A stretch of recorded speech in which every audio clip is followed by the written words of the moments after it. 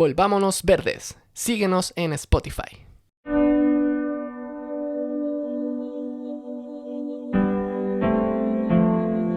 El error consistió en creer que la Tierra era nuestra cuando la verdad de las cosas es que nosotros somos de la Tierra.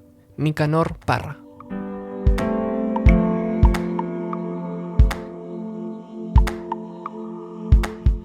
Hola a todos, estamos en una nueva entrega de nuestro lindo podcast Volvámonos Verdes.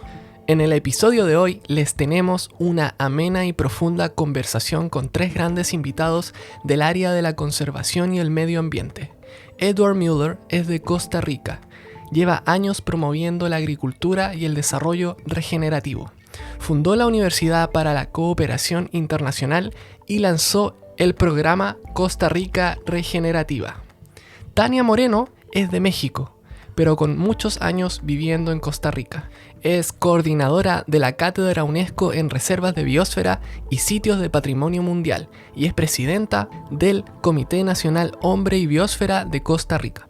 Por último, Rodrigo Calcañi está aquí por segunda vez, ya lo hemos entrevistado antes y como ya algunos saben, es presidente de la Fundación Huerquehue y de la Corporación Parques para Chile y se ha dedicado a la conservación de la Araucanía a través de la red Reserva de Biosfera Araucarias. Vamos con la conversación.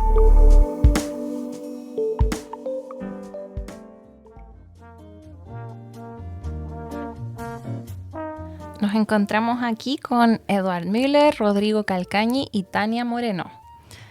Distintas personas de distintos países nos hemos encontrado aquí para conversar de varios temas. Vamos a ir viendo qué sale. Podríamos hablar de agricultura regenerativa, reservas de biosfera, o según lo que cada uno le parezca más interesante y a lo que se vaya dedicando. Y bueno, estaba pensando de qué manera partir, ya que son de áreas tan diversas.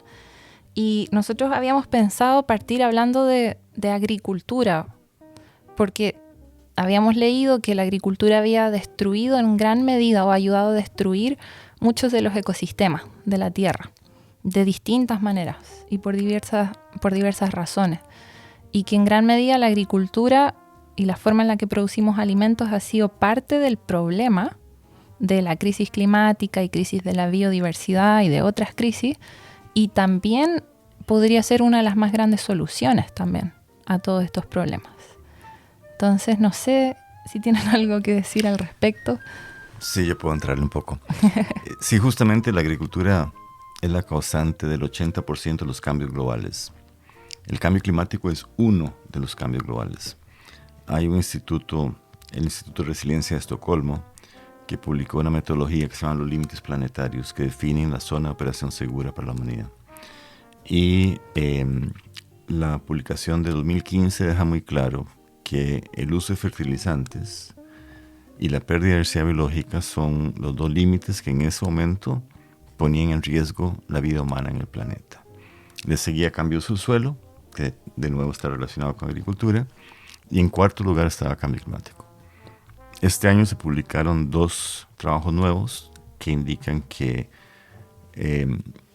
temas como, por ejemplo, el plástico, la contaminación de plástico, también ya llegó a un límite superior a la capacidad planetaria de mantenernos vivos.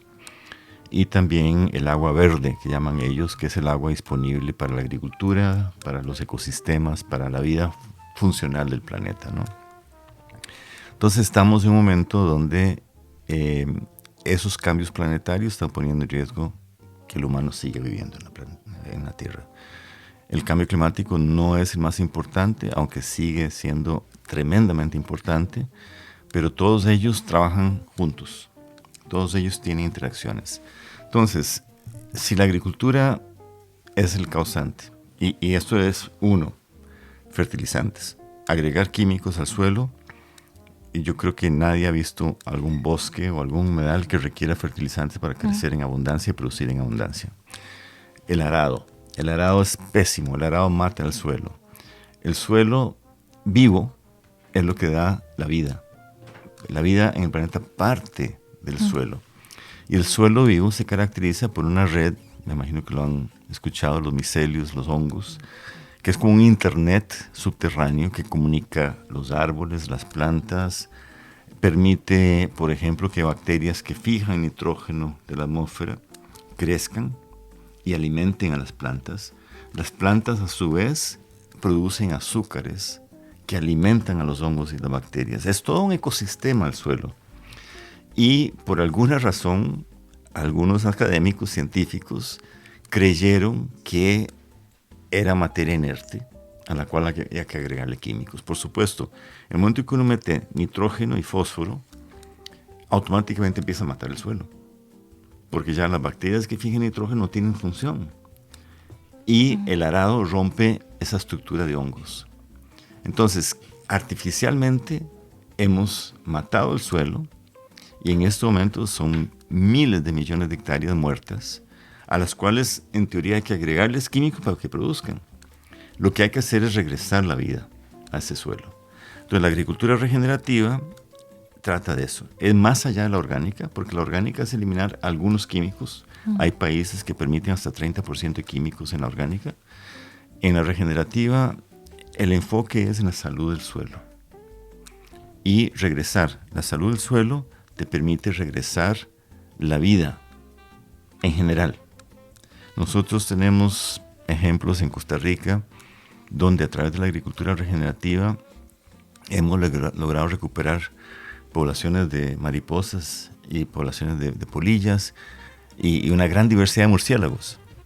Entonces, a los 2 meses de haber partido con la agricultura regenerativa, ya teníamos, creo que eran 79 especies de polinizadores y otros insectos que regresaron.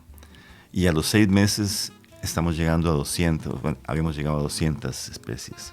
Entonces, la vida requiere regenerarse para mantenernos vivos a nosotros. Los ecosistemas solo funcionan con base en la biodiversidad. Y hemos matado esa diversidad porque los fertilizantes matan los océanos, producen una contaminación, las mareas rojas, etc. La erosión que viene del arado termina en los océanos, pero de paso va destruyendo los ríos. Entonces, por eso es la causa también la solución. Y además, hemos perdido la noción de nutrición. Entonces ya sabemos, y hay publicaciones hechas, que la agricultura regenerativa tiene como resultado mucho mayores nutrientes, minerales, vitaminas, etcétera, en los cultivos, que inclusive la agricultura orgánica, y mucho, mucho mayor que la agricultura convencional. Entonces no es el comer por comer, sino que estamos comiendo saludable. Al mismo tiempo, podemos reducir efectos tremendamente dañinos en la población, por ejemplo, el autismo, la intolerancia al gluten. Todas esas son consecuencias de la agricultura. Cuando yo era niño, nadie sabía lo que era intolerancia al gluten. Y una combinación de el glifosato con la muerte del microbioma. Y nuestro microbioma, nosotros tenemos más células no humanas que humanas. Y es lo que nos da la inmunidad. Es lo que nos permite realmente vivir en este planeta. La piel tiene una gran cantidad. Nuestra inmunidad no es humana, sino que es bacterial o microorganismo. Entonces, ese desbalance es el mismo desbalance que provocamos en el suelo. Y como el suelo es el origen de la vida, estamos realmente atacando. Entonces, podemos eliminar obesidad, podemos eliminar autismo. O sea, ¿a quién se le ocurre ponerle veneno a lo que vamos a comer? Y esos venenos tienen una consecuencia a largo plazo. Los que son cancerígenos pueden ser resultados después de 20 años de consumir el químico. Y eso es lo que ha salvado a empresas dañinas, productoras de esos agrotóxicos, porque es difícil probar el causa-efecto, porque son consecuencias. Pero si uno mira la cantidad de gente que está con cáncer en ese momento, es enorme. Si uno mira los niños, los autismos, todo ese montón de problemas que tienen, las alergias, el asma, todo eso es consecuencia del uso de estos químicos. Entonces, sí, es la solución. Y además nos permite, si el suelo está vivo, va a capturar carbono. Y ya en estos momentos, si no capturamos carbono de la atmósfera y lo metemos debajo de nuestros pies, lo enterramos hondo, no tenemos posibilidad de sobrevivir. O sea, no es solamente reducir emisiones. Los carros eléctricos son meramente cosméticos, porque ya hay demasiado carbono en la atmósfera, ya hay demasiados otros gases de efecto invernadero en la atmósfera que van a seguir exponencialmente deteriorando la posibilidad de vida en el planeta. Entonces, si hacemos agricultura regenerativa y ganadería regenerativa, podemos sacar carbono de la atmósfera, meterlo bajo nuestros pies y revertir el cambio climático. Es más, hay datos. Ratan Lal, que es un científico muy reconocido de suelos, y el Rodale Institute también. Ratan Lal dice que si manejamos los suelos adecuadamente, podemos revertir el cambio climático en este siglo. Y estoy hablando de llegar a niveles preindustriales. Savory Institute, que trabaja con ganadería regenerativa en asocio con Rodale y con muchas otras entidades de investigación, hablan de que en 30 años podríamos capturar todo el carbono. Y si cambiáramos la ganadería tradicional de todo el planeta a ganadería holística o regenerativa, podríamos capturar cada año alrededor del 150% de las emisiones. O sea, podríamos capturar todas las emisiones del sistema actual y otro 50%. Y eso nos permitiría al 2030 estar por debajo de 400 partes por millón, y eso bajaría el ritmo del cambio y permitiría que las otras alternativas, desarrollos tecnológicos, etcétera, fueran desarrollados. Entonces, realmente, sí, la agricultura es la causa y es la principal solución que tenemos. ¿Puedo agregar algo? Claro. Levanta la mano. No, ahora que estabas hablando de todos estos problemas globales, pérdida de biodiversidad, cambio climático y demás, y uno no se abruma con tanta cosa, y uno se siente a veces como insignificante y se siente que no tiene el poder de hacer cambios ante problemas tan grandes. Pero estaba pensando en lo simple que es el hecho de que, bueno, todos comemos, o al menos todos deberíamos comer al menos 3 veces al día, ¿no? Entonces, en lo que está en nuestro plato y en las decisiones que tomamos o en la conciencia que tenemos sobre lo que comemos está mucho de la solución.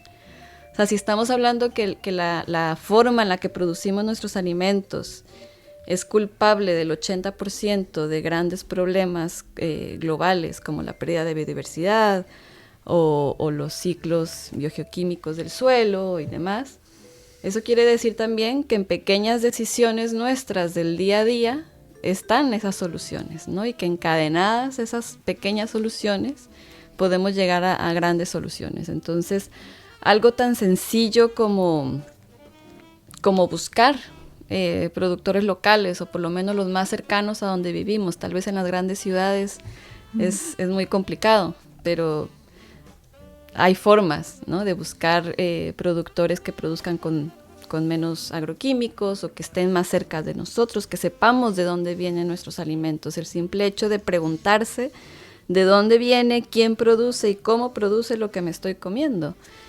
Y cuando uno se va haciendo más consciente de eso, empiezas a tomar decisiones, empiezas a decidir si comprarte una hamburguesa de una cadena de comida rápida que no sabes siquiera si es carne o no es carne lo que estás comiendo, ¿no? O comprarte unos vegetales y prepararte algo tú en casa.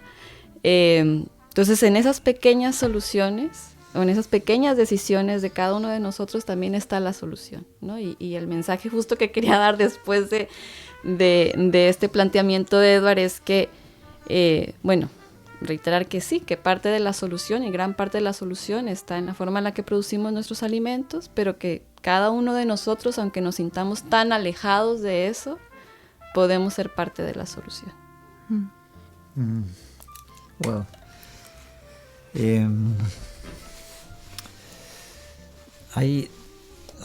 La vida tiene que ver con un intercambio que damos, recibimos. Entonces, cuando nosotros rompemos el intercambio de dar y recibir, se hace difícil la vida para ambos, para ambas partes. Entonces, de una u otra manera, nosotros hemos creado una sociedad que permite relaciones de intercambio donde unos ganan y otros pierden. O Se piensa que cuando nosotros, si tuviéramos la posibilidad, digamos, de tener más conciencia de nuestro alimento, veríamos que nosotros somos parte de una larga cadena donde el alimento está algo así como vinculado a todo. Y que si nosotros no entendemos con la manera que nos alimentamos, no solo lo que comemos, sino que cómo lo comemos y la conciencia en que lo comemos y también de dónde viene, si no tenemos esa comprensión, podemos estar dañando sin quererlo o creer que estamos haciendo bien sin hacerlo. O sea, nosotros podemos decir el país está creciendo y podría ser que ese crecimiento signifique destrucción o signifique alimento para algunos y no alimentos para otros. Entonces pienso que lo que hay es roto un balance donde lo humano habita en un lugar donde es señor. Ni siquiera lo humano, nos hemos estado dando cuenta que es lo masculino. O sea, lo masculino tiene un señorío sobre la vida. Y lo que nosotros nos damos cuenta cuando vemos más profundamente nuestro alimento es que nosotros somos totalmente dependientes de la vida. Y la vida tiene esta regla de intercambio en que ambas partes crean y ganan. Entonces nosotros hemos creado un complejo sistema donde hay ganadores y perdedores. Entonces despertamos, por ejemplo, a los microorganismos y a la vida y al misterio de la vida de los suelos. Y nosotros pensamos que tú tomas una semilla, le pones nutrientes que yo te vendo, por lo cual gano, y dependes de mí además de eso, y además te vendo maquinaria y vivo de eso, y el banco te presta plata, vive de eso, y no sé qué. O sea, vivimos en un sistema que aparentemente nos alimenta y nos está desnutriendo, desconectando y produciendo grandes desequilibrios. Entonces, de cierta manera, el tema de alimento, cuando tú lo llevas a nivel como de conciencia individual, es como tú podrías ver en tu plato el cosmos. Cuando tú entendiste eso, buscarías relaciones de equilibrio entre cada parte que intercambia. En ese sentido, yo creo que la experiencia, estamos volver a que cada quien tenga un macetero, y que cada quien plante un tomate o un ají, y que observe el milagro de ver germinar, y ver cómo algo crece en tu ventana, y ver después que puedes comértelo, y sentir que el cosmos entero está en ese plato, y tu conciencia puede ser esa. Entonces yo creo que de alguna manera nosotros hemos sido muy eficientes como seres humanos en un sentido, pero en otro lado estamos desconectados. Y esa desconexión nos está costando caro. Dado que nosotros tenemos el milagro en nosotros, que comemos y después nos da hambre, y comemos y después nos da hambre, y que inhalamos y después exhalamos, y que obtenemos lo que requerimos para vivir de inhalar, exhalar y comer. Y volvemos a necesitar del oxígeno, y volvemos a necesitar del alimento, volvemos a necesitar conectarnos con la vida. Esa es la pérdida. Digo que el alimento tiene la virtud de ver el proceso entrando en ti, que las cosas se transforman en ti, tú puedes pensar y tienes energía, puedes amar. O sea, estás siendo parte del proceso vital. Creo que en ese sentido, yo creo que esta idea de agricultura regenerativa, ganadería regenerativa, forestería regenerativa, entender el agua, cómo cuidas tu agua como parte del proceso, y cómo la atmósfera es parte del proceso. O sea, esa conciencia es la que está emergiendo. Y en ese sentido creo que las experiencias donde la comunidad se vincula para trabajar, se vincula con la tierra, intercambia lo que tiene, son experiencias de alimento, pero no solo de alimento, de un alimento material, también de un tipo de alimento de conciencia, y también de un tipo de alimento que es, en el acto de colaborar, obtienes un tipo de alimento que también requieres. O sea, el alimento es un concepto que también lo podemos mirar un poquito más amplio. Entonces yo creo que sí hay crisis, y sí, de cierta manera, la alimentación tiene que ver con nosotros y con eso. Porque nosotros estamos siendo parte de acá de experiencias muy, muy sencillas, pero que estamos viendo la transformación. O sea, no tenemos, puede que a lo mejor tenga un lado como de ignorancia, digamos, de ciencia o de ciertas cuestiones, pero lo que nosotros vemos es que en la huerta, si tú mezclas una alcachofa con una murta, le fue bien a las dos. Y que también eso le da sombra a una planta que requiere sombra. Y también el lado del sol puedes plantar otra cosa. Y que también hay semillas que caen ahí y se regeneran y otras no. O sea, entra el bosque a tu huerta y gana la huerta y gana tu bosque. Y vienen insectos y vienen lagartos. O sea, entras y empiezas a ver algo que empieza a multiplicarse. Es algo asombroso. Y me atrevería a decir que el 90% de lo que ocurre ahí no lo conocemos. O sea, es como que escuchamos y decimos más cosas juntas, y sombra, y mulch, y cuidado, y devuélvele la memoria mineral, devuélvele la memoria de microorganismos, y vuelves a tener un proceso, se empieza a activar. Y tú activándote en él, regenerándonos. Que la palabra regenerativo me gusta mucho, me suena como regenerar es como volver a curar una herida que se empieza a curar o algo así. Es promover la vida. La vida es lo máximo. Y nosotros tenemos que pasar de un esquema vertical donde está el hombre arriba, la mujer abajo y la vida a nuestros pies, transitar por un sistema ecológico que es muy académico, donde estamos todos revueltos, a llegar a un estado de conciencia mayor donde está el hombre y la mujer en la base, apoyando la vida, a servicio de la vida. Entonces, una empresa, y esto es el sistema B, por ejemplo, esto es lo que pregona, una empresa debe producir efectos positivos en la naturaleza, efectos positivos en la comunidad y efectos positivos en la economía. O sea, no hay que eliminar la economía para ser exitosos. El tema es buscar esa integridad donde todo es beneficioso. En esos momentos, la agricultura, ¿qué hace?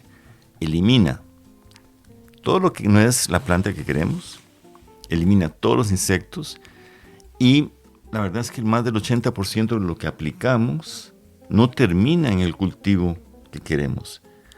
Llueve y todo eso se va al río y mata todo lo que está en el río. Llega al mar y mata todo lo que está en el mar. O sea, es inconcebible que necesitamos esterilizar un campo para que crezca un monocultivo cuando la vida no es monocultivo. La riqueza de agricultura regenerativa es que estamos cultivando, en Costa Rica estamos cultivando 35 productos diferentes en las mismas camas.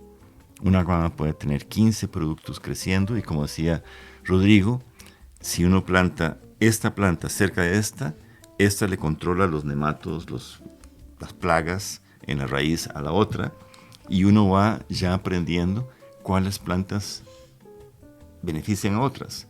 Uno pone, no sé cómo llaman ustedes, el cebollino en el borde porque tiene un olor muy fuerte y elimina insectos. Entonces ya protege las plantas del centro de la cama. Entonces hay muchas cosas que simplemente volver a tener sabiduría, volver a los pobladores originarios, a los campesinos, a ver sus experiencias.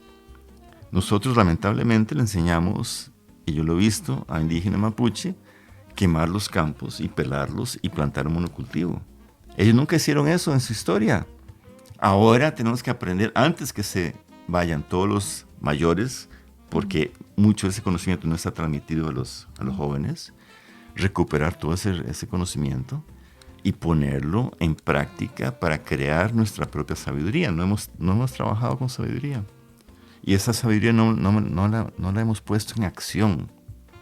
Entonces no es solamente crearla en papel, es tener acciones claras que demuestren a la gente que se puede hacer diferente. Nuestra misión con la agricultura regenerativa como universidad es demostrarle a agricultores que pueden ganar mucho más, producir mucho mejor, recuperar el suelo y la vida en sus fincas y tener ellos una vida mejor. Y además no tirar 30% del ingreso a la basura comprando los químicos a una empresa que no tiene ninguna condición de respeto de vida, de respeto de la salud de la humanidad.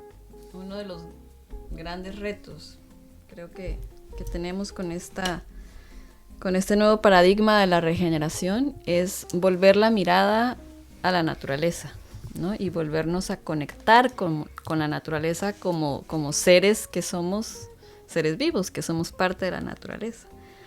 Entonces, justo este cambio de mirada, este esfuerzo en observar cómo funciona el ecosistema en el que estamos, ¿no? Y de ahí van a venir muchas respuestas a nuestras preguntas y muchas de las soluciones. O sea, estas relaciones que mencionaban entre las plantas de los cultivos son relaciones que también se dan en la naturaleza, ¿no? Si nosotros salimos a caminar a un espacio silvestre que esté cerca de donde vivimos y realmente dedicamos tiempo a contemplar y a observar, nos vamos a dar cuenta de esas relaciones.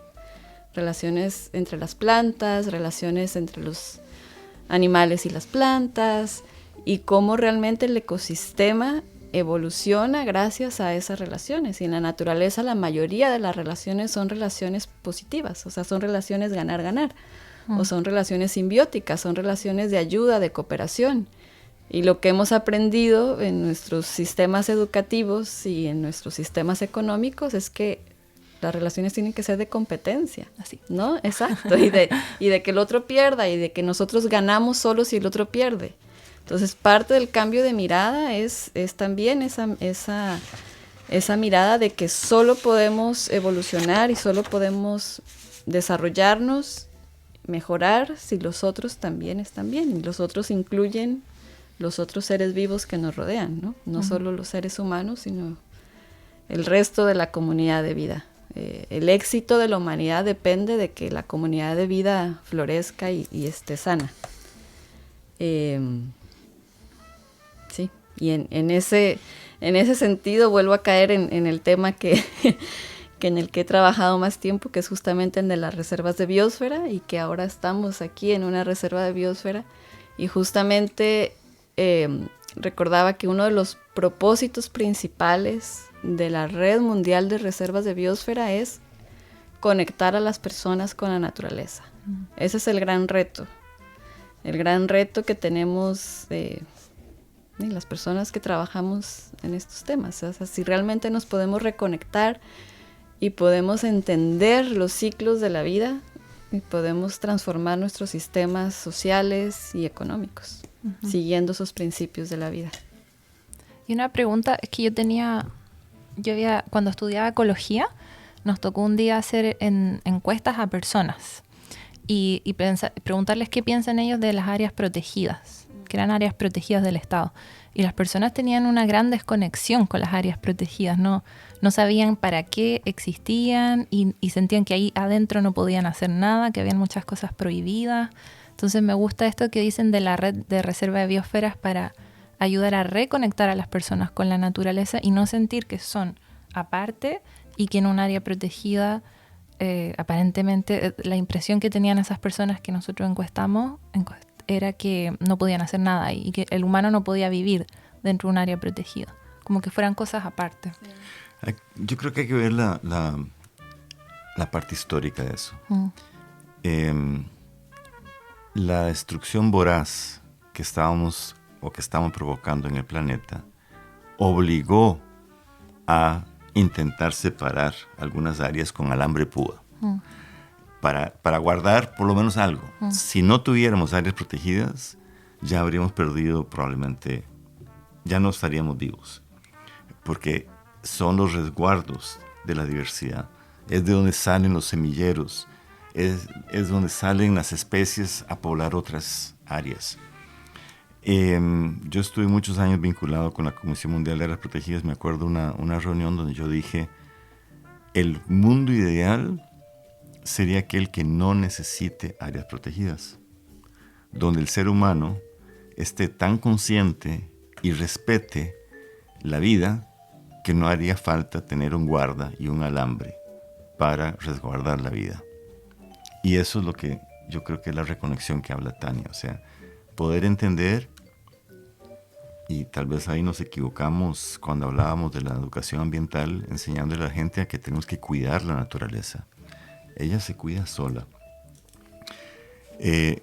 deberíamos haber enseñado que si una naturaleza no funciona, nosotros no existimos. Es otro juego de poder. Nosotros dependemos. Y creo que la naturaleza ha sido tremendamente buena con nosotros.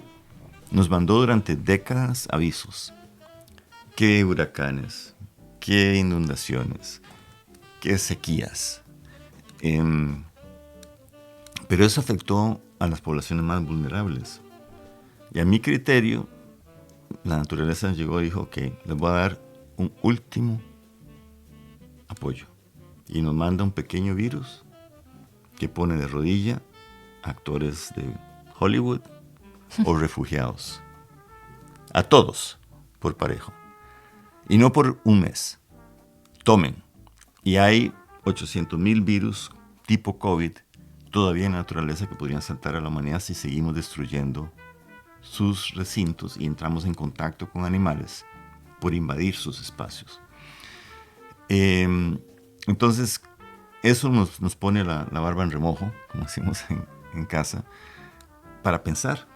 Pero no paró ahí.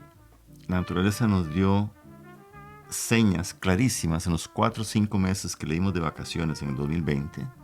¿Qué ocurrió en todo el mundo?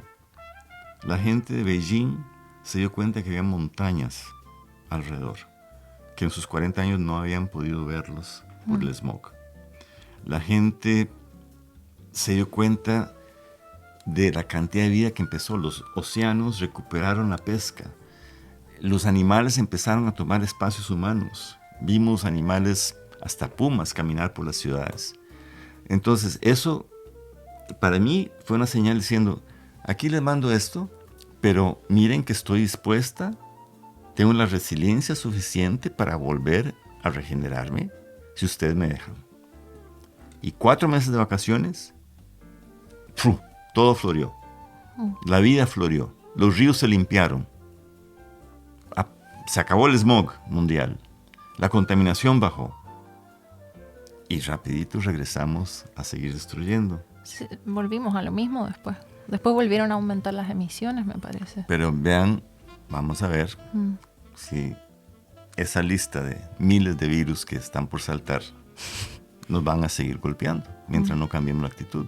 Yo creo que o ella simplemente se da por vencida y nos desaparecemos.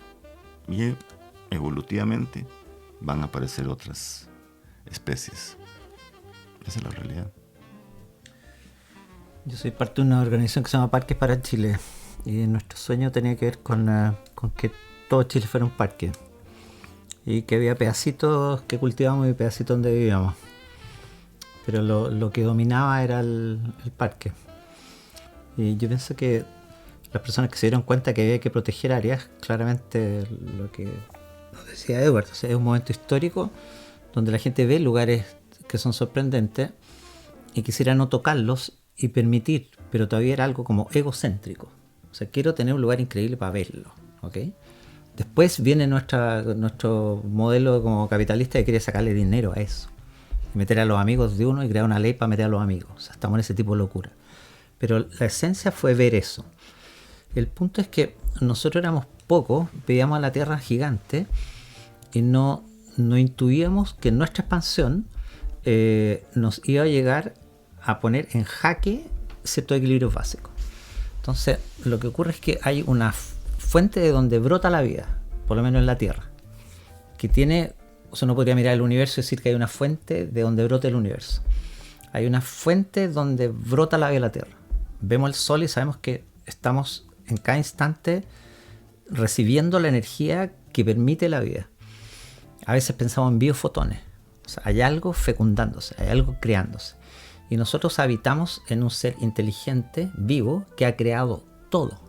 O sea, todos los profetas, todos los grandes seres, todos somos hijos de acá. La estructura del universo es nuestra estructura. Entonces, somos uno que contempla y uno que tiene como cierta capacidad de recrear, de crear.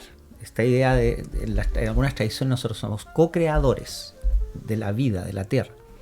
Bueno, vivimos en un ser vivo que genera vida. Y esa vida tiene ciertos procesos.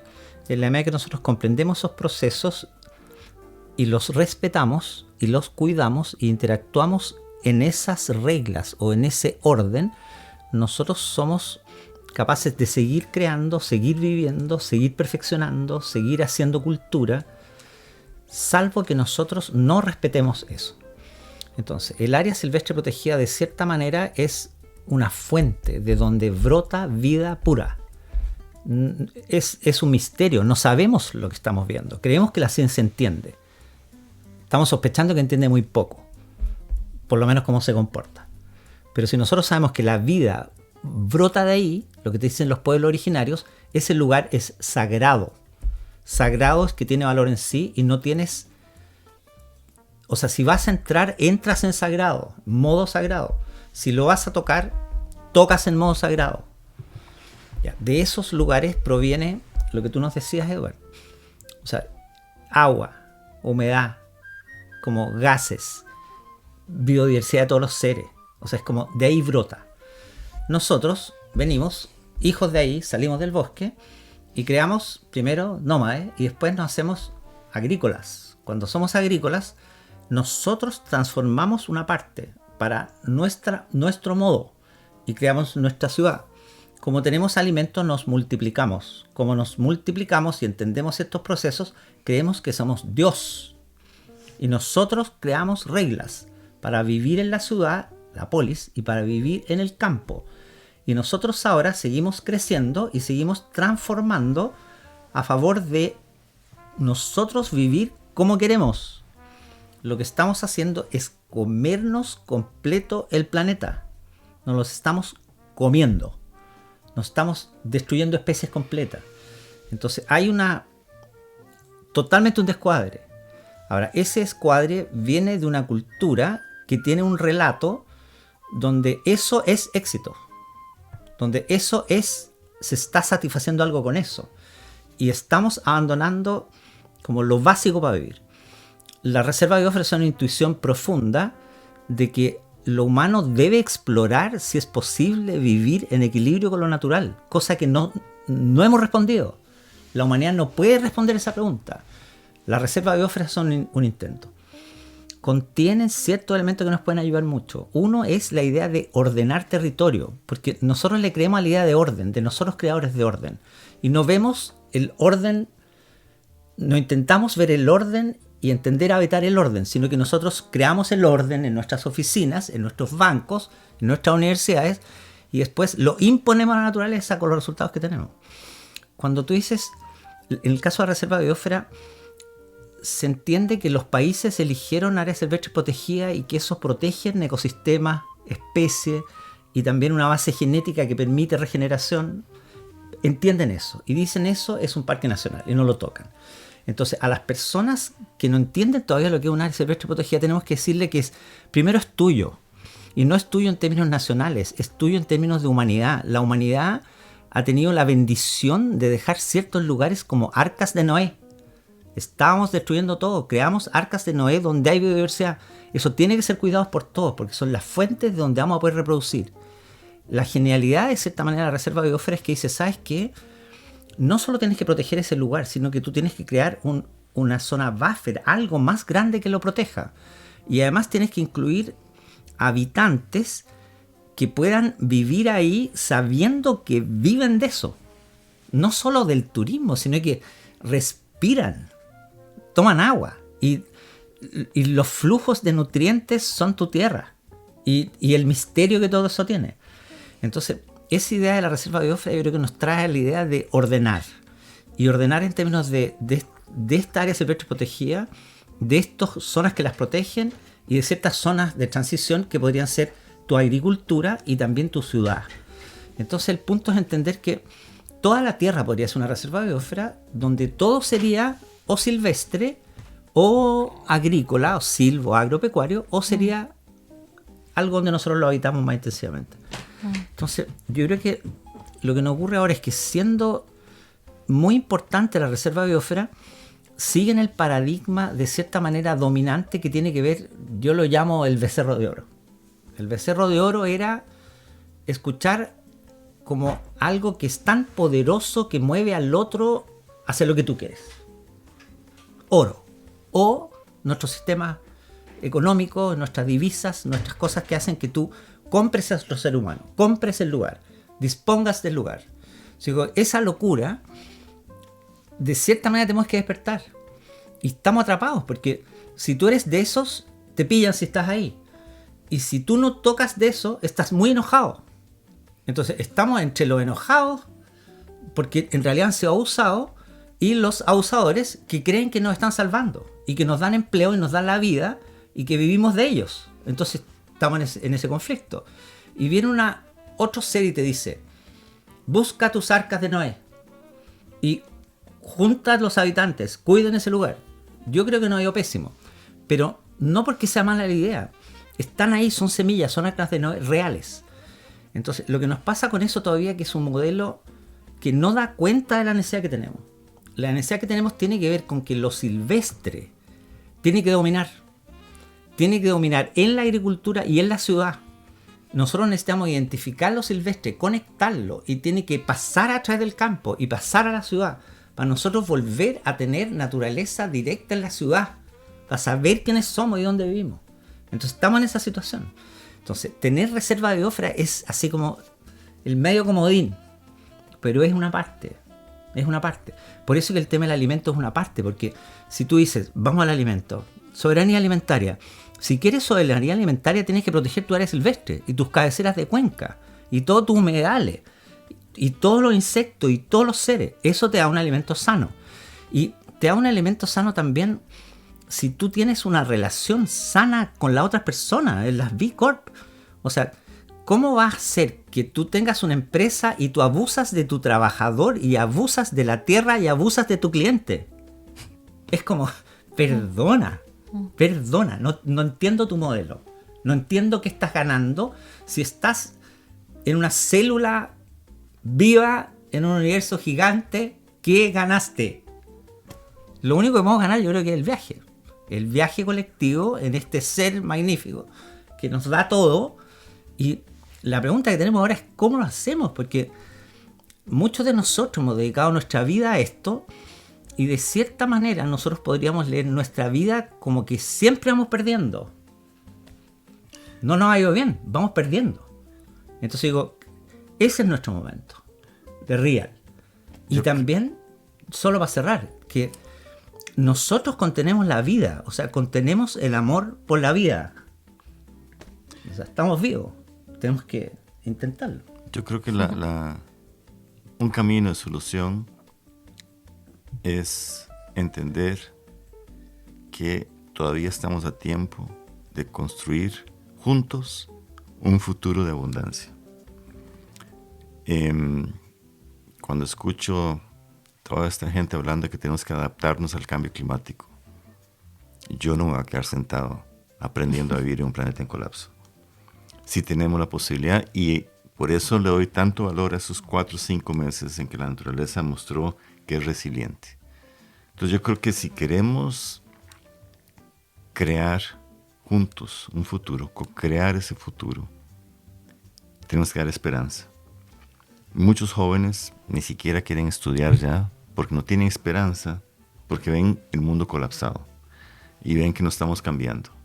Y están esperando que Naciones Unidas, que un presidente o que la cooperación internacional haga algo. Ellos fracasaron y no van a hacerlo. Entonces, el sector corporativo puede ayudar, pero no es la solución. La solución es cada uno de nosotros tomar acción. Entonces, para mí, la forma de lograr esa transformación, en realidad de un paradigma diferente, es que los jóvenes entiendan que todavía estamos a tiempo si ellos se involucran.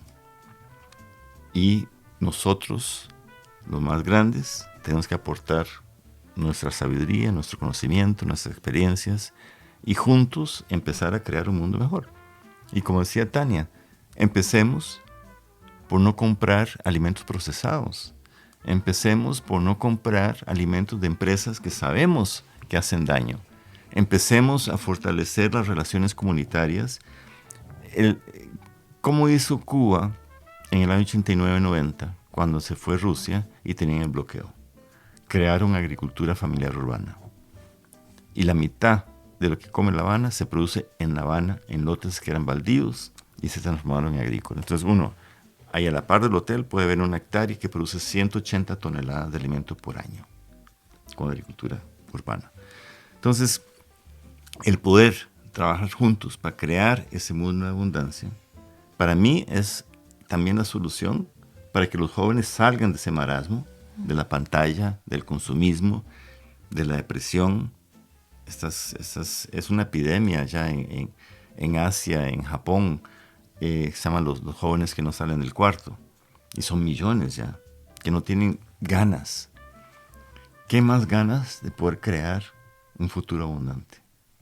Y lo que tenemos que hacer es empezar a intercambiar experiencias, ponernos en red y co-crear un movimiento que realmente sea un movimiento grande y permita vencer en acciones a los movimientos estos destructivos. Justamente en esto de la red y las conexiones, ¿no? Rodrigo decía de que en nuestra vida estamos llenos de fracasos, cosas que intentamos y no logramos hacer, pero también hay éxitos a diferentes escalas. Pequeños éxitos, grandes éxitos de personas, de organizaciones, y yo creo que tenemos que resaltar más esas cosas positivas que están sucediendo, inspirarnos desde ahí y conectarnos también, ¿no? Esa conexión, esa cooperación entre los diferentes movimientos que están emergiendo en diferentes partes del mundo, y son movimientos que algunos vienen desde las empresas, algunos vienen desde universidades, otros vienen desde comunidades, sociedad civil, inclusive desde instituciones públicas o gobiernos. Hay cosas emergiendo que están cambiando las formas. Lo que pasa es que a veces los vemos como muy pequeñitos si los vemos individuales, pero si los conectamos es realmente una red que está ahí y que va a ser la base de la energía y de la inspiración para que el cambio suceda. Y justamente creo que uno de los valores de las reservas de biosfera es esa conexión en red, una red mundial de más de 700 territorios alrededor del mundo que están en una búsqueda constante, ¿no? De reconectarse, en una búsqueda constante de encontrar formas de vivir que sean en equilibrio con la naturaleza, que generen bienestar junto con la naturaleza. Ese trabajo en red y esa cooperación creo que es clave realmente para resurgir como humanidad. Yo creo que a mí en la tarde creo que Rodrigo nos preguntaba sobre los más grandes miedos y yo me quedé pensando en eso, y creo que uno de los grandes miedos que yo tengo es que como humanidad no sepamos levantarnos o hacer cambios sino hasta que ya sea muy tarde, ¿no? O sea, sería muy triste que estemos ya en una situación que no tenga retorno, y la gran oportunidad de este momento es que estamos a tiempo. Estamos a tiempo y hay ejemplos ya de diferentes caminos que se pueden tomar, y la solución no es una única solución, son miles de pequeñas soluciones y de diversidad también de culturas, de sociedades, de economías. No hay una sola economía, y eso es lo que creo que tenemos que romper también en cuanto a la forma en la que pensamos, ¿no? También nos han querido poner de que es una sola forma de hacer negocios, una sola forma de desarrollarnos, una sola forma de ser felices. Pero hay diferentes formas. La naturaleza es diversa y los seres humanos también somos diversos. Quizás como en la misma línea, lo que me gusta mucho de la reserva de biosfera tiene que ver con que una de esta imagen de ordenar territorios, digamos, de darnos cuenta que el sistema está vivo y que necesitamos habitar en él de una manera que uno respete. O sea, en el agua no se pone algo que destruye la vida de abajo, se cuida el agua. La segunda que plantea la reserva de biosfera, que me interesa mucho, me gusta mucho, tiene que ver con la gobernanza, porque parte de nuestro sistema económico y político, esta idea de verticalidad o esta idea de machismo, o como que hay unos que dicen que saben y los otros son ignorantes. Entonces el que sabe impone. Y yo creo que tenemos una cultura que no permite diálogo. Y el diálogo tiene un secreto muy profundo, que es la escucha. O sea, no es tan importante quien habla, sino que lo más importante del diálogo es la escucha. Yo pienso que el tema de la gobernanza tiene que ver primero con territorio. O sea, yo creo que en la medida que nosotros digamos, por ejemplo, ahora en la nueva constitución, que la encuentro hermosa, nos están hablando de la gobernanza de las cuencas. O sea, imagínate que un país que le entregó el agua a algunas personas para que ganen dinero, se atreve a pensar que podría haber una comunidad de habitantes de la cuenca y usuarios de la cuenca que gestione la cuenca. Eso es una evolución enorme. En Costa Rica existe. Zonas asadas. Están gestionando las cuencas. Sí. Es lo que está diciendo entonces también Tania. O sea, es decir, es probable que muchas de las... ¿Cómo decirlo? Mira, si esto fuera un puzzle, están las piezas del puzzle. O sea, de hecho lo contenemos, somos eso. Entonces la pregunta es cómo vamos ordenando. Entonces, la gobernanza tiene que ver con que en ese territorio las organizaciones de ese territorio puedan participar. Nosotros hemos limitado, primero el tejido social, por lo menos en nuestro país, está prácticamente destruido. O sea, el hecho de competir nos ha hecho, digamos, como no estás con tu vecino colaborando, ni con la gente que trabaja colaborando. Eso no es solo en lo privado, es también en lo público. Los servicios públicos no interactúan, no hay inteligencia colectiva en los servicios públicos y también están regulados de una cierta manera que evita la creatividad. O sea, dado que el sistema tiene que ver con dinero, las personas que tienen dinero tienen miedo que se los roben. Y en realidad lo que tenemos es una sociedad que roba sistemáticamente, especula y roba y se estafa y andamos creando sistemas para controlar a los ladrones. Más sería una tremenda escasez y una tremenda inversión de energía en controlar. Nuestros servicios públicos están muy atados en ese sentido. Entonces, si piensas territorio, piensas servicios públicos con tejido social, eso es un tipo de inteligencia que es muy natural. O sea, la capacidad de los colectivos con la información que dispone la humanidad de reflexionar de cómo abordar ciertos temas desde escuchar puede ser muy importante. Porque mira, estamos trabajando en la Costa de Osorno en este momento, San Juan de la Costa, en la comuna, con varias comunidades, y se creó un consejo de las organizaciones del territorio. Y al consejo, los servicios públicos locales tienen interés de participar del consejo. Una de las conversaciones que hay en la Constitución tiene que ver con interculturalidad. O sea, sentir nosotros como país, si somos un país unitario, o también entender que en el mismo territorio viven distintos pueblos originarios que tienen distintas historias y tradiciones con el lugar, lo interpretan de ciertas maneras, y nosotros venimos llegando como sociedad recientemente, y lo que necesitamos, ¿qué sería interculturalidad? Y a don Carlos Payamanqui, que es el lonco de la comuna, le preguntamos, don Carlos, ¿qué sería interculturalidad? Y él lo que dijo es, queremos participar en las decisiones. Entonces, si uno mira bien los espacios naturales, cada ser tiene su lugar y cada ser intercambia con el otro, o sea, participa en las decisiones. O sea, en la naturaleza todo está codecidiendo y cogenerando. Y nosotros generamos un sistema donde excluimos. Entonces, nosotros hemos excluido a los jóvenes.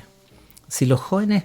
O sea, imagínate que tú llegas a una escuela donde te imponen horario, te imponen tema, te imponen profesor, te imponen lo que te van a enseñar, te imponen por lo que te van a preguntar, te imponen con las notas, te imponen.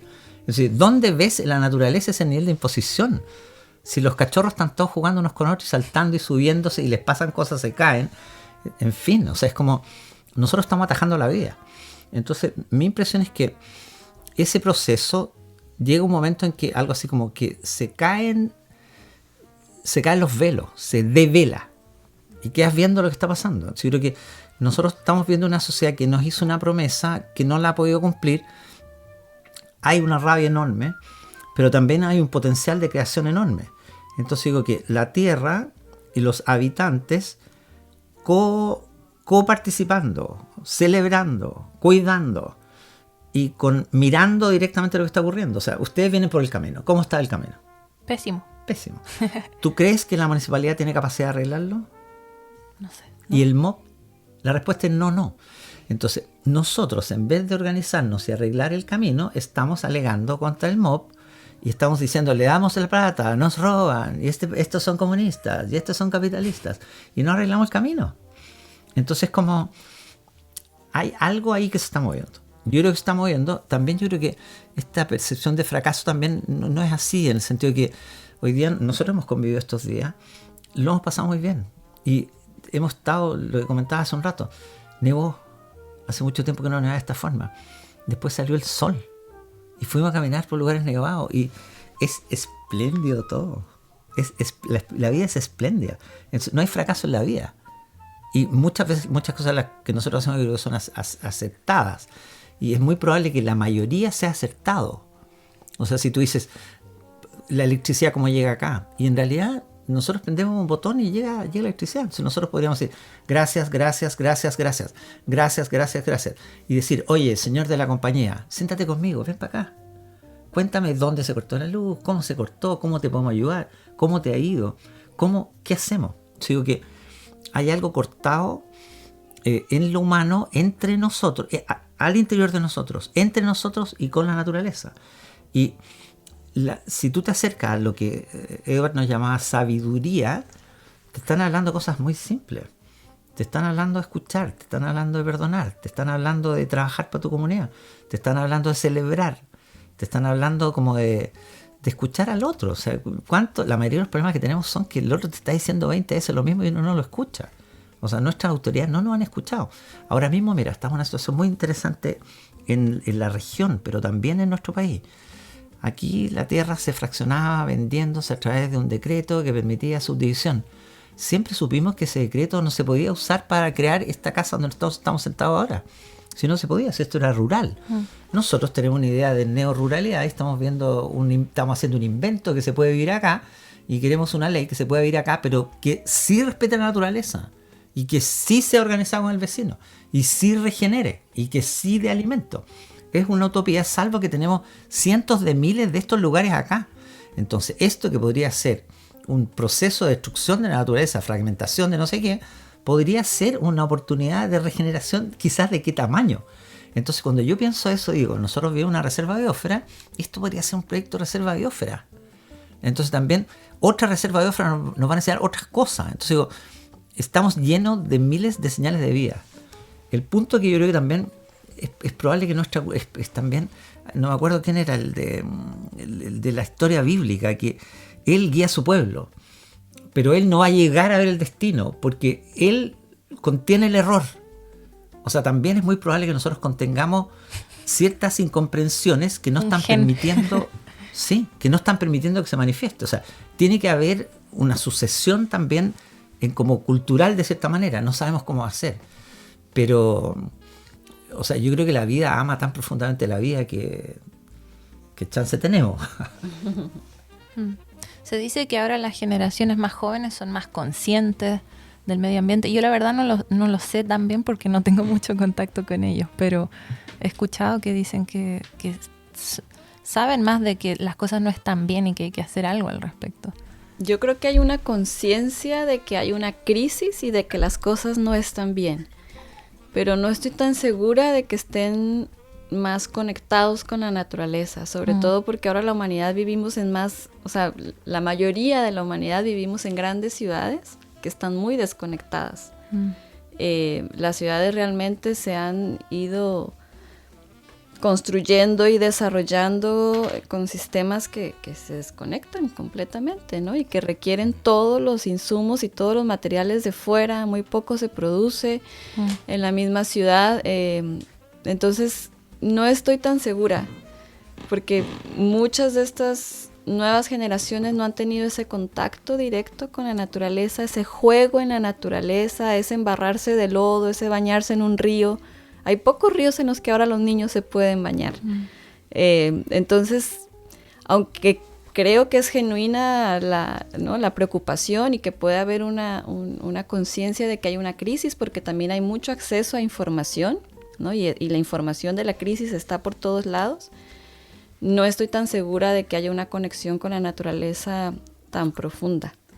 Y por eso también me gustan iniciativas que están surgiendo en las grandes ciudades. Por ejemplo, en San José, capital de Costa Rica, está la iniciativa de los corredores biológicos interurbanos. A San José la atraviesan muchos ríos. Entonces se han utilizado los ríos como corredores biológicos. Y entonces el gran reto es restaurar los márgenes de los ríos, ¿no? Dejar que los ecosistemas vuelvan a surgir y que la naturaleza se vaya apropiando de esos lugares que atraviesan la ciudad y justamente dar esta oportunidad de que la ciudad se dé cuenta que está en medio de la naturaleza, ¿no? Y de cómo lo hacemos más compatible, justamente. Yo creo que también el proceso de ajenación que tenemos por la tecnología. Entonces, creo que muchos de los niños hoy viven en un mundo inexistente, un mundo virtual. Y lo que decía Tania, o sea, la relación con la naturaleza simplemente no se da, o se da con ese paradigma de que tengo que reciclar una botella, que no tire el papelito, que no tire basura, pero esas son remediales a un mal comportamiento humano. ¿Cómo pasamos a que esos niños digan, yo tengo que apoyar la vida y yo tengo que hacer cosas para que favorezcan la vida, toda la vida, no solo la mía? Y eso implica un cambio también en la parte educativa, lo que decía Rodrigo. O sea, la educación de hoy fue creada para producir trabajadores para las fábricas en Inglaterra. Y seguimos con un profesor parado arriba, más alto que los alumnos en fila, agrupados por edad, como si eso fuera el criterio de unidad. Y cada niño es diferente, pero tienen un programa de estudio igual para casi todo el mundo. O sea, en Costa Rica los libros de biología que usa la educación son hechos en México y hablan del oso, hablamos de la jirafa y no hablamos de los animales locales. Entonces hay un desconecte y ese proceso de que tenemos que consumir y que la felicidad viene a través del consumo, yo creo que ha dañado mucho. Cómo criar a un niño que valore el estar juntos en una familia, el conversar, el salir a correr, el salir a jugar, el salir con los primos, y no, mami, yo quiero esto, para Navidad dame esto, ahora salió un nuevo modelo, tengo que comprar ese nuevo modelo, y eso es felicidad. Todo esto no es casualidad, o sea, los centros comerciales y las urbanizaciones, muchas de ellas fueron construidas por científicos y por ingenieros, etcétera, para crear condiciones de consumo. Entonces, si uno mira las urbanizaciones en Estados Unidos, son tipo espiral, muy baja densidad, pero muy largos trayectos. Es imposible tener un sistema de transporte público. Eso lo financió Ford y General Motors para obligar a la gente a comprar carro. Entonces estamos consumidos en un proceso donde nos cuesta independizarnos. Todos los años está el nuevo I. Y yo necesito un nuevo I. ¿Y para qué necesitamos un nuevo I? ¿Será? iPhone te refieres, ¿no? Sí, todos los Is. iPhone, iPad, o sea, iPad, todo eso. todos los Is. Sí. Y la gente, o sea, cuando uno mira en esos youtubers que hacen fila 3 días antes y el que compra el primero sale en todas las portadas, qué ridículo, hasta estúpido, que eso sea el valor, que eso sea la meta de vida. Entonces sí, es un cambio profundo que necesitamos en el sistema educativo de base, donde cada niño es diferente. Hay niños que les gusta el arte, otros les gusta la biología, otros les gusta la matemática, otros les gusta el fútbol.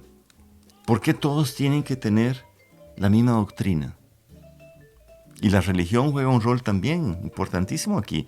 Sobre todo en mi país, es un país por constitución católico. Y son un montón de hombres machistas que desarrollan una normativa que excluye muchas cosas de la vida, ponen reglas, y eso ya es de la Edad Media. No han logrado evolucionar. Entonces necesitamos, ojalá, una nueva religión que es la naturaleza y que nos enseñe en la escucha, que podamos realmente escuchar a la naturaleza y construir juntos, co-crear juntos ese futuro que queremos. O sea, igual yo siento que estamos en una paradoja, en el sentido de que de cierta cierta manera la tendencia es tan... O sea, digamos que un canal sería la vida, ¿sí? El río de la vida. Y otra tendencia es como esto que nosotros creamos, nuestra polis, o nuestra cultura, digamos, así como donde vivimos. Y esa cultura tiene algo así como, si tuviera un gran don, sería el gran don de mantenerte en el acuario y pensar que el acuario es el mar. Vivimos en un acuario. Si nosotros necesitamos una transformación, podría ser que los peces en el acuario sepan del mar. Con saber del mar tendrían esa comprensión. Tengo un amigo chino que vivía en Peñalolén, en una casa de población sencilla, y me invitó a visitar su jardín en su casa, en un día de noche. Y fuimos al jardín de su casa, y en el jardín era una cosa muy chiquitita y había muchos objetos. O sea, como, imagínate un jardín, en realidad no era ni siquiera un jardín, era un lugar lleno de cosas. Y yo miré y dije, tu jardín. Y él me dijo, no, mira hacia arriba. Y yo miré y me encontré con el cielo. Entonces mi impresión es que nosotros podemos mirar hacia abajo, o podemos mirar hacia arriba, o muy probablemente tengamos miles de ejemplos sencillos de iluminación. La iluminación es un momento en que algo que tú no ves, apaguemos todas las luces, está oscuro, apretamos el botón y se ilumina. Algo que no veo, lo veo. También podría ocurrir que nos vamos a iluminar todos. Porque lo que ocurre en el fondo es esto, mira. Nosotros hacemos un ejercicio, yo hago talleres. Se le decimos a la gente, bote el aire. Boten el aire ustedes. Boten el aire. Boten más aire. Quédense sin aire. ¿Ok? Entonces, no suelten. Vuelve a respirar. Estás respirando el cosmos. Nunca podemos salir del paraíso. Somos paraíso. Es una fantasía que estamos afuera, estamos dentro. Entonces lo que necesitamos son juegos que nos vuelvan al paraíso. Mira, tu agua. Tu agua puede venir de algo, digamos, de la planta de tratamiento y la apagas. Entonces tú no ves el agua. El día que sientas el agua y que veas el flujo del agua y que veas la atmósfera y que veas las aguas y que veas tu agua y que tomes tu agua, tranqui. Por eso que el alimento es una cosa re clave. No hay alimento sin sol. No hay alimento sin agua. No hay alimento sin la mágica y misteriosa semilla. No hay alimento sin trabajo humano. No hay alimento sin toda la cultura que nos precede. Entonces ese alimento que tienes ahí es un don de vida que te da vida. Entonces puedes vivir en la ciudad. Mira, hay un cuento. Va una persona caminando y en una ciudad así grande y llena de tráfico, podríamos ser un poco nada. Y el tipo dice, escuché un grillo entre medio del ruido. Y la otra persona le dice, ¿cómo puedes escuchar un ruido, un grillo? O sea, si aquí no hay ni un grillo. Y él le dice, no, se escuché un grillo. Y empieza a escuchar y llega a una planta y ve al grillo. Le dice, aquí está el grillo, está cantando el grillo. Y el tipo dice, ¿cómo escuchaste? Y le dice, mira, fácil. Se mete la mano al bolsillo y toma una moneda. Y tira la moneda al aire y la moneda cae al suelo y hace ten, ten, ten, lo que haría una moneda cayendo. Muchas personas se dan vuelta a escuchar el ruido de la moneda. Esa es nuestra cultura.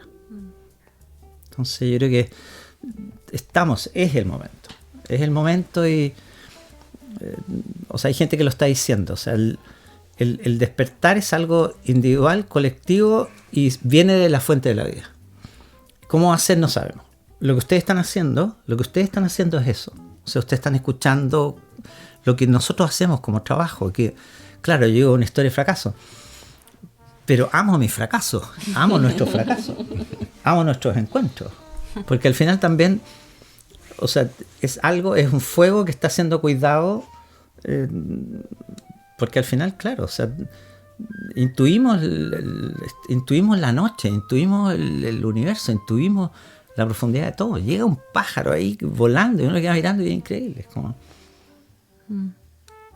O sea, me parece que, o sea, escuchando todo lo que dicen, que hay muchos elementos que hay ahí adentro y se vuelve muy complejo, de cierta forma también es simple, pero es como que toda esta crisis que estamos viendo del medio ambiente, del cambio climático, crisis de biodiversidad y al mismo tiempo crisis económicas, todas las crisis juntas, nos están obligando a darnos cuenta de que quizás estamos haciendo mal las cosas, pero más profundamente, y creo que había escuchado hablar a Edward Miller en algunas charlas, donde decía, es un tema espiritual también, es una desconexión que hemos tenido con la naturaleza, con nosotros mismos, y que tenemos que volver a encontrar ese algo que perdimos en el camino, que no sé qué es exactamente.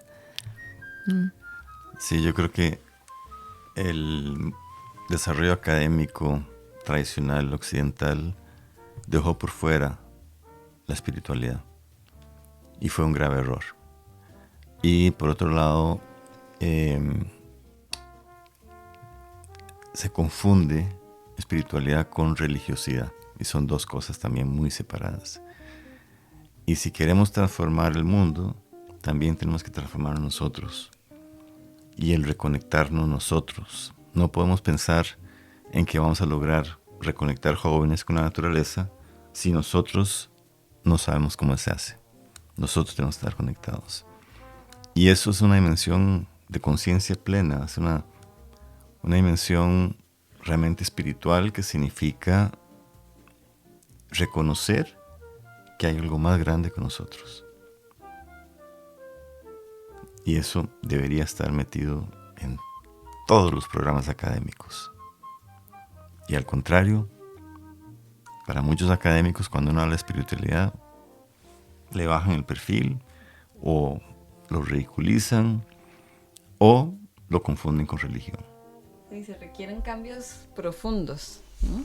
O sea, hablaba Rodrigo de que algo está roto, ¿no? Dentro de nosotros, o sea, con nosotros mismos hay algo que no está bien conectado entre nosotros como personas y con la naturaleza. O sea, para mí la espiritualidad es eso, es esa conexión con el todo y conmigo misma al mismo tiempo, ¿no? La regeneración no la podemos hacer hacia afuera, si no la hemos hecho primero hacia adentro.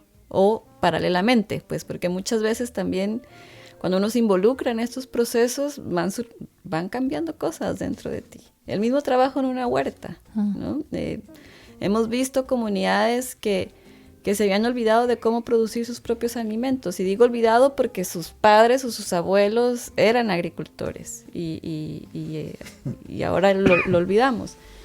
Y cuando se les da la oportunidad o está la opción ahí de trabajar la tierra, de involucrarse en la producción de los alimentos, no solo se cambia como esa conciencia de lo que están comiendo, no solo se mejora la nutrición, no solo se incorporan nuevos alimentos a la dieta de la familia, también va cambiando algo internamente, ¿no? También el producir alimentos y estar ahí en contacto con la tierra y de darte cuenta cómo surge la vida, ¿no? Y cómo se genera abundancia, o sea, cómo la tierra es tan buena.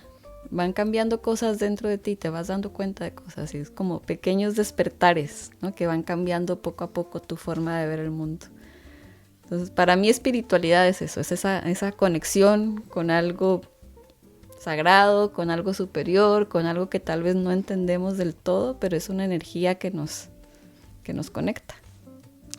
Me acuerdo una vez que estaba con mi mamá, creo que fue en Santiago, estábamos caminando y se nos acercó dos señores, creo que eran de alguna religión, ¿no? Evangélicos o algo, y nos preguntan, de esas personas que te preguntan si tú crees en Dios y si quieres ir con ellos a la iglesia y no sé qué. Y mi mamá le dice, Yo creo en la naturaleza. Y eso me gustó harto, que creo que el Señor no te entendió bien, pero era eso de lo que estamos hablando, ¿no? Que uno puede encontrar esa espiritualidad en la naturaleza y en sí mismo también.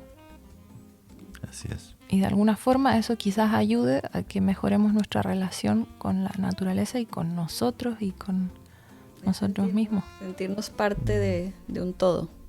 Y ver en nosotros mismos también lo sagrado, ¿no? Porque siento también que mucho del discurso actual de la crisis es: los humanos hemos generado todos estos problemas, somos una plaga, somos malos, somos el cáncer. Pero no estamos viendo lo bueno que trae la humanidad a esto, ¿no? Y yo creo que si somos parte de la naturaleza, debemos encontrar cuál es nuestro rol aquí. ¿Qué valor le estamos poniendo al ecosistema en el que vivimos, ¿no? Y creo que está relacionado con lo que Eduard decía al principio, de los seres humanos al servicio de la vida. Nos falta encontrar esa parte mágica y sagrada de nuestro ser. Hay la historia de la expulsión del ser humano al paraíso es impresionante como mito. O sea, vivíamos en un lugar en pleno amor y donde están los elementos. Y de cierta forma nosotros comemos del fruto prohibido, que simbólicamente quizás qué quiere decir, pero una interpretación podría ser que nosotros nos creemos algo que no somos en vez de valorar lo que somos. O sea, toda esta forma de organizar humana es como ser dioses, es competir con Dios. Es el ángel. En la historia de los ángeles había un ángel que da gracias y uno que está muy enojado y que es todo de él. O sea, que es él el Dios. Entonces, yo pienso que nosotros tenemos esa herida interior, digamos, de esa pérdida de unidad. Y también siento que en esta misma época, por lo menos yo escuché a alguien que acaba de morir en este momento, morir de cierta manera, porque no ha muerto, sigue totalmente vivo de todas maneras, como han seguido vivos los profetas, que él, o sea, lo que él dice es que nosotros no somos, sino que intersomos. O sea, nosotros somos todo, no hay. El ejemplo del S, o sea, si un pan tiene sol, sí, y un pan tiene lluvia, sí, y tiene microorganismos, sí. Entonces, ¿puede volver el microorganismo fuera o el sol fuera del pan y que el pan sea? Entonces él dice, las cosas no son, interson. Entonces lo humano está enfrentado a que vive en el paraíso y le ha sido dado todo y no encuentra su rol. Entonces, como el sentimiento, cuando alguien te da todo, lo que tú sientes es gratitud. Y esa gratitud te permite una emocionalidad que permite cierta creación.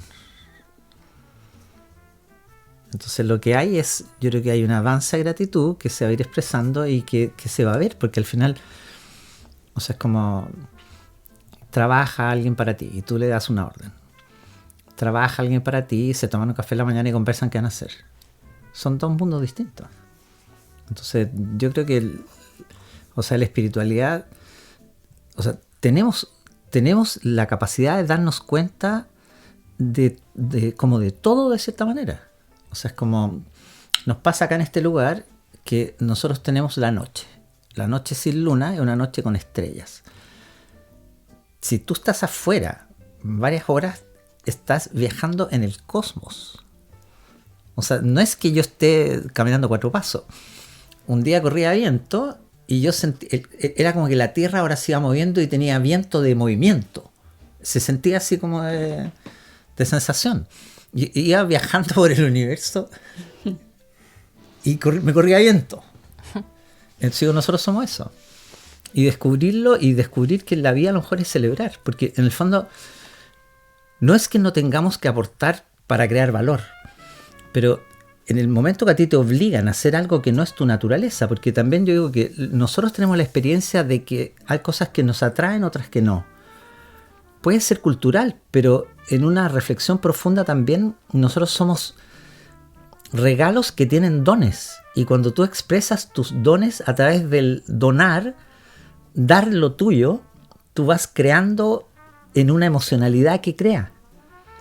Entonces yo creo que la obligación, o sea, cumplir una norma, ok, es un acuerdo que tomamos y no meto ruido porque hay alguien durmiendo, pero también qué rico que tú duermas. O sea, no, es como, hay un equilibrio. Yo creo que estamos navegando para allá, porque y a lo mejor siempre está esa posibilidad, claro, vamos trayectoria de impacto o vamos trayectoria de iluminación colectiva.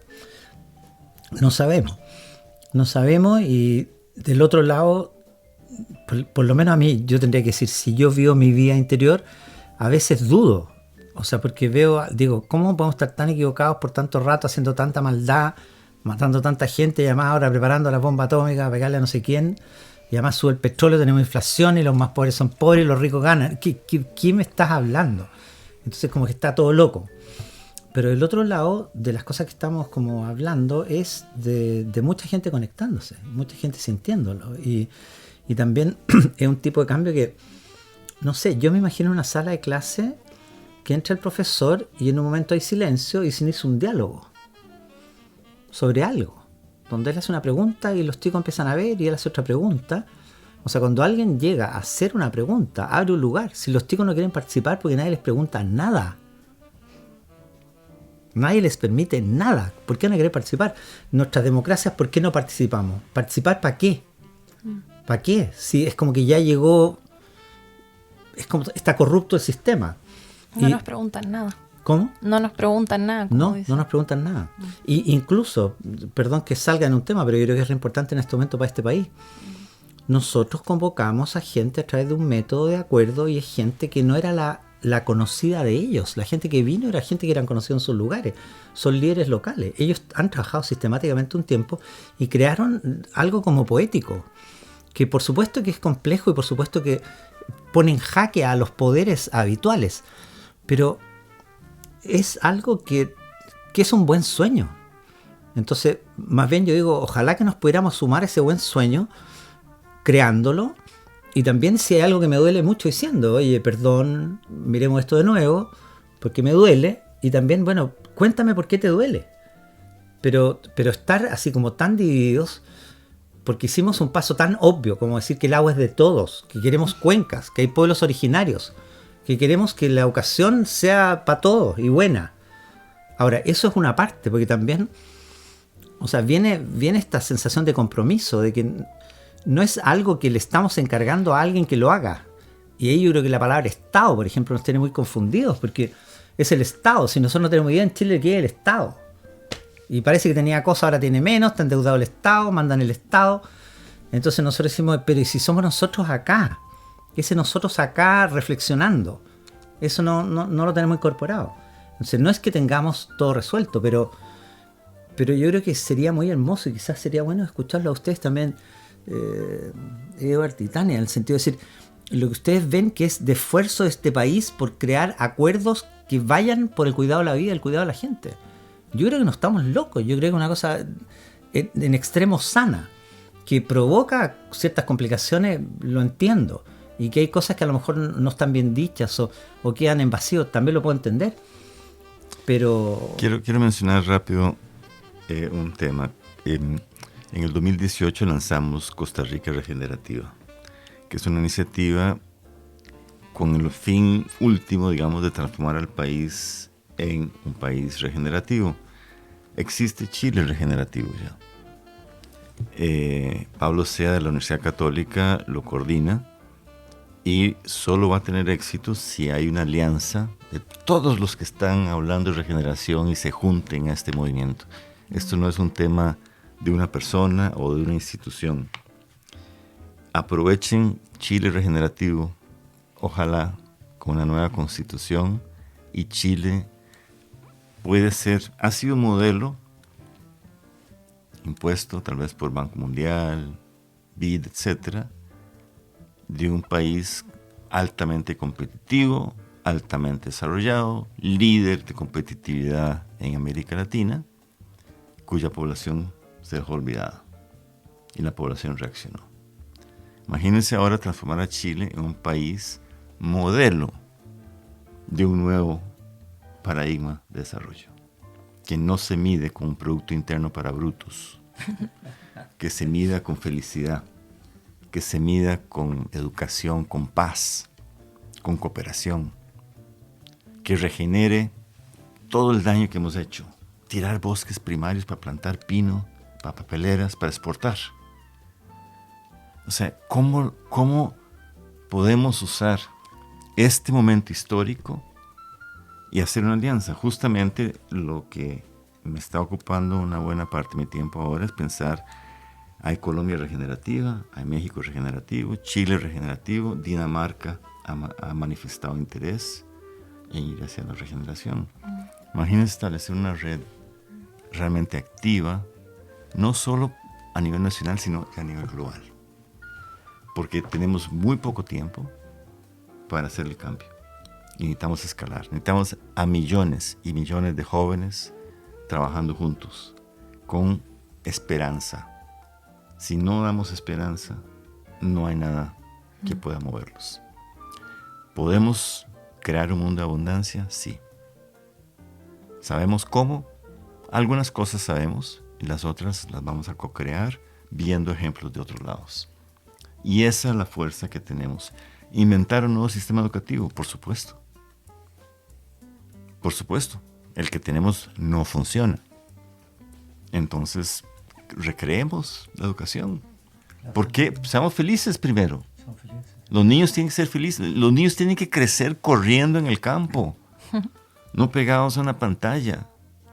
Su desarrollo estructural del cerebro requiere algo que durante millones de años lo tuvimos y no puede ser sustituido por una dimensión plana de colores y píxeles. Entonces, hagamos una nueva educación, hagamos un nuevo sistema económico. Empecemos con trueque, empecemos con monedas locales, empecemos con intercambios. Podemos. Y no significa volver a la edad de las cavernas. Significa valorar la felicidad. Creo que nos tenemos que dar la oportunidad, ¿no? Porque a veces nos limitamos nosotros mismos. O sea, darnos la oportunidad de reimaginar. Reimaginar el sistema social, el sistema económico y darnos la oportunidad de rediseñarlo y de aventurarnos en eso. Pero da mucho miedo. O sea, la verdad es que da miedo. Da miedo equivocarse y da miedo de que las cosas vayan a salir mal.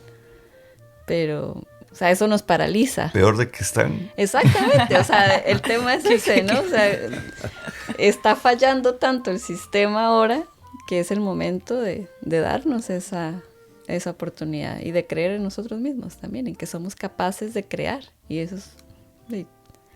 Decimos que los seres humanos, lo que nos diferencia de otros animales es justamente la conciencia y la creatividad. Entonces, hagámosle honor a nuestra especie y seamos creativos.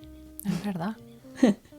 Y qué simbólico que en Chile estemos viviendo este proceso tan complicado de fuerzas que se oponen, de que estamos tratando de repensar un nuevo Chile con otro sistema económico, educativo, relación con la naturaleza, y nos da miedo también. Yo creo que mucha gente tiene miedo de cambiar esas cosas que no están funcionando. Deberían tener miedo de no cambiar. Claro. Porque ya ese futuro sabemos por dónde va. ¿Para dónde va? Los estamos viendo desde otros países con mucha esperanza, además. Con Sí. mucha esperanza de cambio. Ojalá, ojalá. Sí, bueno, en honor al tiempo, yo tenía muchas preguntas concretas sobre distintos temas, pero creo que contestaron mucho más que todo eso. Y llegamos mucho más profundamente con la conversación. Y no se solucionó todo, pero dieron harto que pensar. Sí, es para escucharla más de una vez, ¿no? Bien. Muchas gracias, Tania. Muchas gracias, Rodrigo, Edward, no sé si hay algo último que quieran decir. Aprovechen el momento. Aprovechen el momento que necesitamos países que demuestren que sí se puede. Y ahí el montón de otros países van a seguir. Pienso que nos juntamos seres humanos, conversamos y sentimos esta plenitud. Y la vemos posible. O sea, somos eso. Y muchas gracias a ustedes también por lo que están creando, aportando. Y gracias, de verdad. Muchas gracias. Gracias a Seba y gracias a mi mamá que está aquí escuchando. Y a ustedes. Mamá naturaleza.